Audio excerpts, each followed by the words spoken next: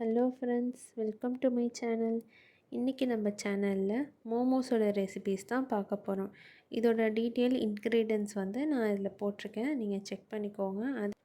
First நம்ம momos சட்னியோட recipe தான் பார்க்க போகிறோம். இதுக்கு நான் வந்து ஒரு 6லேருந்து 8 காஞ்ச மிளகாய் எடுத்து அதை கொஞ்சம் சுடுதண்ணியில் போட்டு ஊற வச்சுக்கிறேன். ஒரு 20 நிமிஷம் ஊற வச்சுக்கிறேன். நெக்ஸ்ட்டு தக்காளி வந்து நல்லா கேஸில் காமிச்சு தோல் மேலே கரையிற வர சுட்டு எடுத்துக்கிறேன். அந்த ஆறுனதுக்கப்புறமா தோலை உரிச்சிட்டு கட் பண்ணி ஒரு மிக்சர் ஜாரில் போட்டுக்கலாம். அதுக்கடுத்து வந்து நம்ம ஊற வச்சுருக்க காஞ்ச மிளகா, 8 பல் பூண்டு, ஒரு சின்ன கை கொத்தமல்லி, ஒரு அரை எலுமிச்சம்பழத்தோட சாறு, அதோடு சேர்த்து நம்ம ஒரு அரை டீஸ்பூன் சுகரும் ஒரு 1/4 டீஸ்பூன் உப்பும் போட்டு நல்லா கிரைண்ட் பண்ணி எடுத்துக்கணும். இந்த சட்னியை நம்ம மோமோஸ்க்கு மட்டும் இல்லாமல் சப்பாத்தி கூட வச்சு சாப்பிட கூட நல்லா டேஸ்ட்டாக இருக்கும். ட்ரை பண்ணி பார்த்துட்டு சொல்லுங்கள். நெக்ஸ்ட்டு மோமோஸ் கவர் தான் ரெடி பண்ண போகிறோம். அதுக்காக நான் இங்கே 300 கிராம் மைதா எடுத்திருக்கேன். அது கூட ஒரு பிஞ்ச் ஆஃப் சால்ட்டு, நெக்ஸ்ட்டு கொஞ்சம் கொஞ்சமாக தண்ணி ஊற்றி நல்லா சப்பாத்தி மாவு கன்சிஸ்டண்ட்டில் பிசைஞ்சுக்கோங்க. கொஞ்சம் கொஞ்சமாக தண்ணி ஊற்றி பிசைஞ்சுக்கோங்க, நிறையா தண்ணி ஊற்ற வேணாம். சப்பாத்தி மாவு கன்சிஸ்டண்ட்டுக்கு வந்ததுக்கப்புறமா ஒரு 2 டீஸ்பூன் எண்ணெயில் 1 டீஸ்பூன் எண்ணெய் ஊற்றி நல்லா மிக்ஸ் பண்ணிக்கோங்க. நெக்ஸ்ட்டு கொஞ்சம் நல்லா மிக்ஸ் ஆனதுக்கப்புறமா இன்னொரு 1 டீஸ்பூன் எண்ணெயை ஊற்றி மேலே தடவிட்டு மாவு காய அந்த மாதிரி வச்சுக்கோங்க.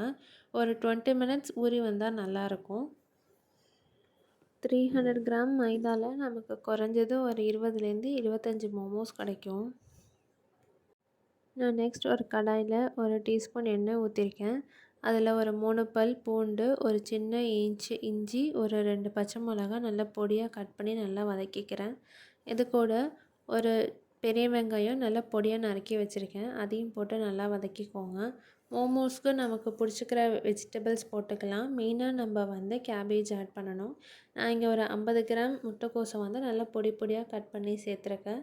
இது கூட வந்து ஒரு கேரட்டை நல்லா துருவி சேர்த்துருக்கேன். அதோட சின்ன குடமிளகா ஒன்று பொடியாக நறுக்கி போட்டிருக்கேன். இதெல்லாம் போட்டதுக்கப்புறமா ஒரு அரை டீஸ்பூன் சால்ட்டு போட்டுக்கோங்க.